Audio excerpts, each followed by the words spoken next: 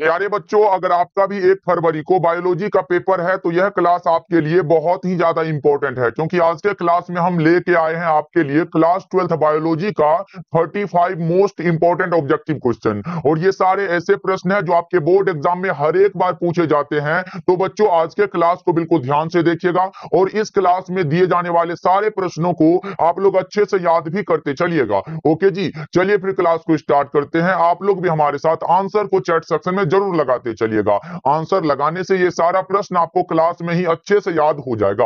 Okay जी, देखिए पहला number सवाल आपके सामने है, आपके फोन के स्क्रीन पर है, तो सभी बच्चे आंसर को जरूर लगाते चलना। बच्चा पार्टी याद रहे, ये सारा प्रश्न रिपीटेड है, यानी कि आपके बोर्ड एग्जाम में बार बार देखने को मिलता है। देखिए पहला नंबर सवाल है, रेडियोधर्मी प्रदूषक के सबसे प्रतिकूल प्रभाव का परिणाम है। बताना है बच्चों, रेडियोधर्मी प्रदूषक के सबसे प्रतिकूल प्रभाव का परिणाम क्या हो सकता है। तो याद रखना वो कौन सा होता है सर, जीन उत्परिवर्तन होता है, जीन म्यूटेशन होता है। चाहे आप हिंदी मीडियम के स्टूडेंट हो या फिर इंग्लिश मीडियम के हो, दोनों के लिए ये क्लास इंपॉर्टेंट है। Correct answer D option correct होगा बच्चों। सारे प्रश्नों का आंसर आप लगाते चलना। देखिए दूसरा नंबर सवाल पूछा जा रहा है, चिपको आंदोलन संबंधित है। बच्चों बता दो, चिपको आंदोलन जो संबंधित है वो किससे संबंधित है, वृक्ष लगाने से, या फिर मनुष्यों द्वारा वृक्षों को काटकर गिराए जाने से बचाने से, या तंबाकू छोड़ने से, या इनमें से सभी। क्या होगा बच्चों, 2 नंबर सवाल का जवाब लगा दो चैट सेक्शन में। कौन सा होगा सर, ये मनुष्यों के द्वारा वृक्ष को काटकर गिराए जाने से बचाने से संबंधित है।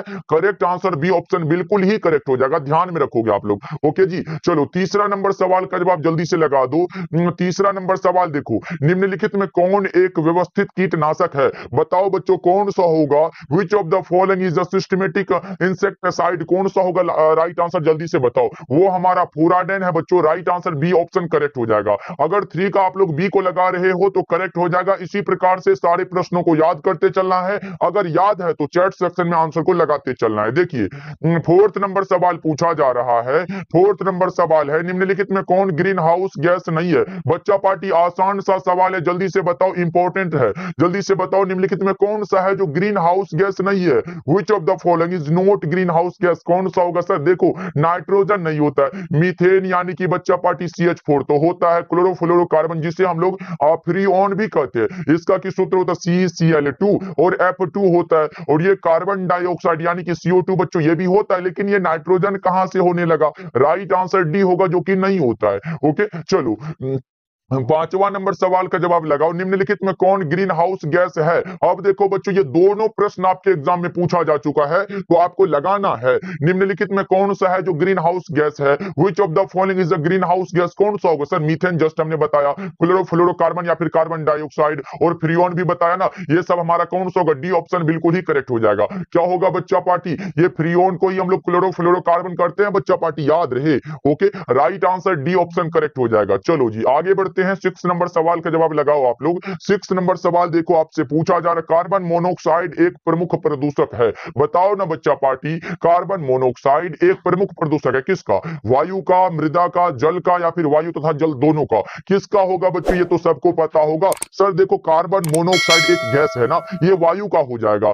6 नंबर सवाल का जवाब ए वाला ऑप्शन बिल्कुल ही करेक्ट हो जाएगा बच्चा पार्टी, याद रहे इंपॉर्टेंट है, एयर करेक्ट हो जाएगा। चलो आगे बढ़ते हैं 7 नंबर सवाल की ओर। तो हमारे सामने ऐसा प्रश्न आ गया है जो कि बहुत ज्यादा इंपॉर्टेंट है। जल्दी से बताओ, अम्लीय वर्षा के कारक कौन कौन से होते हैं। बताओ बच्चों, अम्लीय वर्षा के कारक कौन कौन से होते हैं। तो बच्चों हमने क्या बताया था, जब वर्षा जल का पीएच जो है 5.6 से कम हो जाता है तो ये हमारा अम्लीय वर्षा हो जाता है। और इसका जो कारक होता है नाइट्रोजन डाइऑक्साइड और सल्फर डाइऑक्साइड दोनों होता है। बच्चों कभी कभी एक ही ऑप्शन में दे दे नाइट्रोजन डाइऑक्साइड तो यही लगाना है, लेकिन हमारा दोनों दिया गया NO2 और SO2। Right answer B option बिल्कुल करेक्ट हो जाएगा। ओके बच्चों चलो 8 नंबर सवाल का जवाब लगाओ। SO2 प्रदूषण का सूचक है।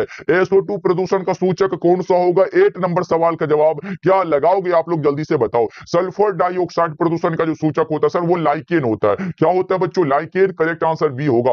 ओके चलो अगला नंबर सवाल का जवाब लगाओ। 9 नंबर सवाल देखो, मानस अभ्यारण्य अवस्थित है कहां पर है बच्चों, मानस अभ्यारण्य। जल्दी से बताओ 9 नंबर सवाल का जवाब आप बताओगे सर। मानस अभ्यारण्य असम में है। कहां पर है बच्चों, असम में है। करेक्ट आंसर ए होगा। ओके बच्चा पार्टी, लेकिन ये इंपॉर्टेंट है, मानस सेंचुरी इज लोकेटेड इन, कौन सा, असम करेक्ट हो जाएगा। ओके बच्चों, कुछ इंपॉर्टेंट चीज मैं बता दूं, जैसे आपसे पूछेगा काजीरंगा राष्ट्रीय उद्यान कहां पर है, तो वो भी असम में ही है, ये याद रख लो। अपने दिमाग को खोलो भाई, काजीरंगा राष्ट्रीय उद्यान असम में है, गिर राष्ट्रीय उद्यान गुजरात में है, कार्बेट राष्ट्रीय उद्यान उत्तराखंड में है। ये 3 प्रश्न आपके एग्जाम में आ चुका है बच्चों, और ये वाला मानस वाला तो आया हुआ ही है। राइट आंसर ये होगा, ये उद्यान वाला हर एक बार देखने को मिलता है, इसलिए हमने अलग से बता दिया बच्चों।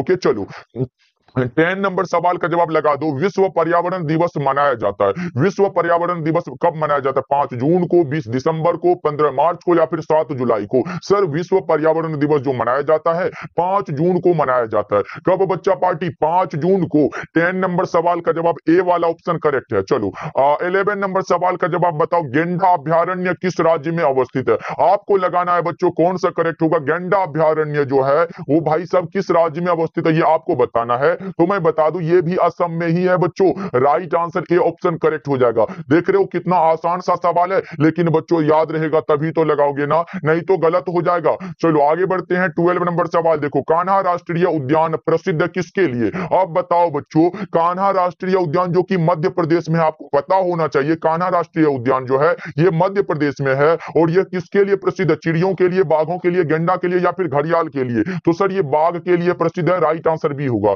12 नंबर सवाल का जवाब बी ऑप्शन बिल्कुल करेक्ट आंसर है। चलो 13 नंबर सवाल का जवाब बताओ, कौन सा पिरामिड कभी उल्टा नहीं होता? बच्चों जल्दी से बता दो कौन सा होगा। विच पिरामिड इज नेवर इन्वर्टेड? कौन सा होगा सर? ये ऊर्जा का पिरामिड कभी भी उल्टा नहीं होता है बच्चों। ओके राइट आंसर क्या होगा? ऑप्शन नंबर बी बिल्कुल करेक्ट हो जाएगा। चलो अगला नंबर सवाल का जवाब बताओ। 14 नंबर सवाल देखो, चरम समुदाय किस क्षेत्र में पाया जाता है? बच्चों जल्दी से लगा दो, चरम समुदाय किस क्षेत्र में पाया जाता है? संतुलित क्षेत्र में। किस क्षेत्र में बच्चा पार्टी? संतुलित क्षेत्र में। 14 नंबर सवाल का जवाब ऑप्शन ए होगा। मात्र 35 ऑब्जेक्टिव करेंगे, और बच्चों जितने भी बच्चे अभी तक इस क्लास को लाइक नहीं किए हो, तो बच्चों सबसे मोस्ट इंपोर्टेंट क्लास ये है, तो इस क्लास को तो सबसे पहले लाइक करना पड़ेगा। जल्दी जल्दी से आप लोग क्लास को एक बार लाइक कर दो। उसके बाद अगर नए जुड़ रहे हो तो सब्सक्राइब भी कर लेना। डेली क्लास का टाइम शाम के 6 बजे और शाम के 8 बजे है, हमारे साथ जरूर जुड़िएगा। चलो 15 नंबर सवाल का जवाब लगा दो। अपघटक कैसे होते हैं बच्चों? अपघटक जो होते हैं ना सर,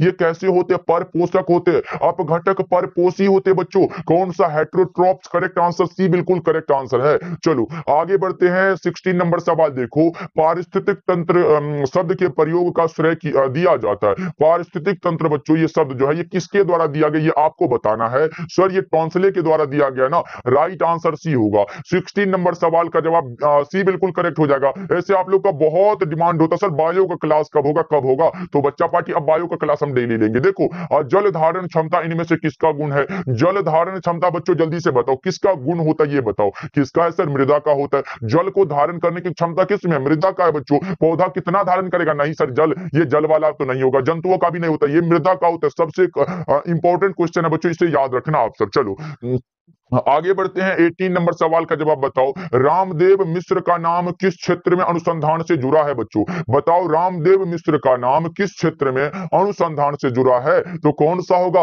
ये हमारा इकोलॉजी से जुड़ा है बच्चों। कभी कभी ऐसे करके दे देगा आपको इकोलॉजी। क्या देगा बच्चा पार्टी? इकोलॉजी। ऐसे करके भी लिख दे तो आप लोग लगा देना, क्योंकि इसका नाम होता पारिस्थितिकी। Right answer A option correct होगा 18 नंबर सवाल का जवाब। ओके चलो 19 नंबर सवाल का जवाब ये रहा प्रश्न आपके सामने, जलमग्न पौधों में रंध्र कहां पर होते हैं? बच्चा पार्टी पता है ना, जलमग्न पौधों पर दोनों सतह पर रंध्र बराबर नहीं होते, ऊपरी सतह पर भी नहीं होते, हाँ किसी भी सतह पर नहीं होते। जलमग्न पौधे में कहीं भी रंध्र नहीं पाए जाते हैं। 19 नंबर सवाल का जवाब सी हो जाएगा, निचली वाला भी नहीं होगा बच्चों। राइट आंसर सी होगा हमारा। चलो 20 नंबर सवाल देखो, एलोपैथी किसके श्राव के कारण होता है? एलोपैथी बच्चों किसके श्राव के कारण होगा? जल्दी से बता दो क्या होगा 20 नंबर सवाल का जवाब। और आपका आ रहा सर आविष के कारण है। राइट आंसर सी होगा, टॉक्सिन जिसे कहते हैं बच्चा पार्टी, याद रहे। चलो आगे बढ़ते, अगला नंबर सवाल देखो 21 नंबर सवाल है। देखो प्रश्न आपके सामने है और आपको आंसर लगाना है। अनुवांशिकता अभियांत्रिक जीवाणुओं को किसके उत्पादन के लिए संयोजित किया जाता है? बच्चों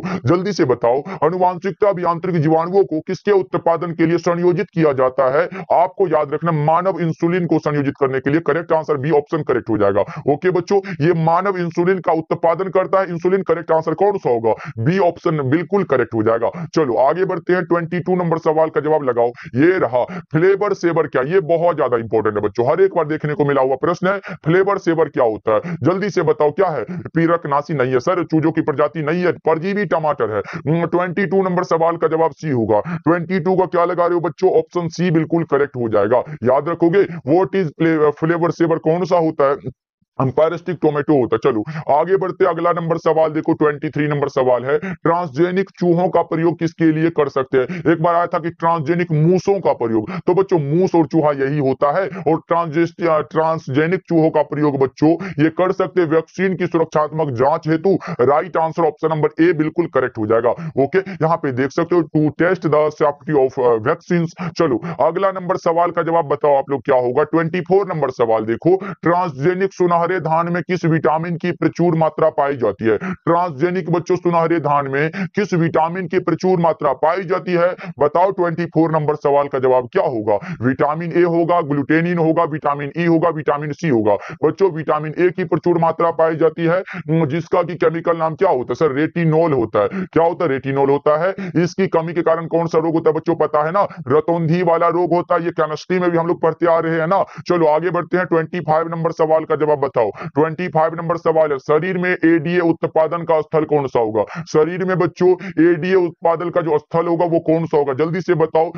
कौन सा, ब्लड प्लाज्मा लिम्फोसाइट, हाँ लिम्फोसाइट होगा, जो कि एक प्रकार का हमारा कौन सा, टी लिम्फोसाइट और दूसरा बी लिम्फोसाइट होता है, और दोनों का जो उत्पादन होता है ना बच्चा पार्टी, वो कहां पर होता है, कोई बताओगे क्या। ये होता है सर अस्थि मज्जा में। दोनों का उत्पादन कहां पर होता है सर, अस्थि मज्जा में होता है। आपके एग्जाम में पूछा गया है कि टी लिम्फोसाइट का उत्पादन कहां होता है, अस्थि मज्जा में। बी लिम्फोसाइट का कहां होता है सर, अस्थि मज्जा में। दोनों को याद रखोगे, एकदम दिमाग में बच्चों फिट कर लो, राइट आंसर भी हो जाएगा। चलो 26 नंबर सवाल देखो, जीवाणु में क्या पाया जाता है। जीवाणु में पाया जाता है प्लाज्मिड डीएनए। क्या पाया जाता है बच्चों, डीएनए पाया जाता है। और बच्चों किसी भी बच्चे को पता हो तो हमें बताओ कि डीएनए का फुल फॉर्म क्या होता है। आप लोग चैट करके बताना कि डीएनए का फुल फॉर्म क्या होता है। ये आप लोगों को कौन सा, एचडब्ल्यू के रूप में रहा बच्चों। ओके चलो आगे बढ़ते, अगला नंबर सवाल देखो, 27 नंबर सवाल है, पॉलीमरेज श्रृंखला अभिक्रिया के लिए आवश्यक एंजाइम कौन सा होगा। पॉलीमरेज श्रृंखला अभिक्रिया बच्चों, पॉलीमरेज चेन रिएक्शन के लिए बच्चों बताओ ये आवश्यक एंजाइम कौन सा होता है। ये टेक पॉलीमरेज होता है, आपको पता होगा ना बच्चा पार्टी, देखो ना Taq polymerase. Correct answer D option बिल्कुल करेक्ट हो जाएगा।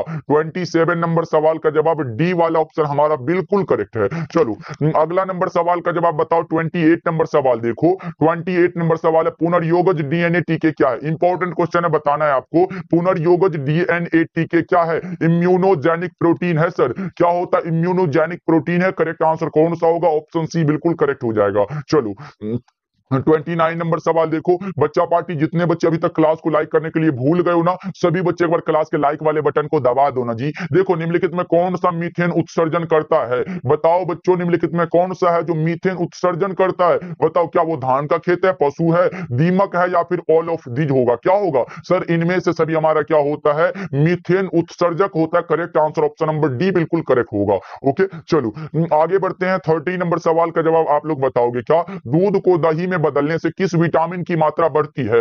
दूध को दही में बदलने से बच्चों किस विटामिन की मात्रा बढ़ जाती है, विटामिन B12। अच्छा बच्चों ये बताओ कि विटामिन B12 का केमिकल नाम क्या होता है, कोई बताओगे क्या। केमिकल नाम सर साइनोकोबाल्मिन होता है। क्या होता है बच्चों, साइनोकोबाल्मिन। याद रखना, वैसे पूछ देगा ऑब्जेक्टिव में, केमिस्ट्री में ही पूछे, लेकिन पूछेगा विटामिन B12 का केमिकल नाम क्या है, तो आपको बताना पड़ेगा ना बच्चों। चलो अगला नंबर सवाल का जवाब बताओ। 31 नंबर सवाल है, निम्नलिखित में कौन पशु पालन में सम्मिलित नहीं है। मधुमक्खी पालन तो बिल्कुल होगा, कुक्कुट पालन भी होगा, मत्स्यिकी भी होगा, लेकिन कार्बनिक खेती इससे कई गुना अधिक है बच्चों, मतलब इसके अलग होता है, यानी कि राइट आंसर डी होगा। ये हमारा पशु पालन में सम्मिलित नहीं है बच्चों, करेक्ट आंसर डी होगा। ओके चलो आगे बढ़ते हैं, 32 नंबर सवाल देखो, क्लोरेला निम्न में से क्या है। क्लोरेला जल्दी से बताओ कौन सा होगा। क्लोरेला निम्न में से क्या है, एकल कोशिका। यहाँ पे बच्चा पार्टी एकल कोशिका होता है, लेकिन ये वाला आंसर तो नहीं होगा। अब बताओ कौन सा होगा। क्लोरेला निम्न में से क्या है सर। क्लोरेला जो होता है ना सर, वो हमारा शैवाल है। क्लोरेला क्या होता है सर, शैवाल होगा, राइट आंसर भी होगा।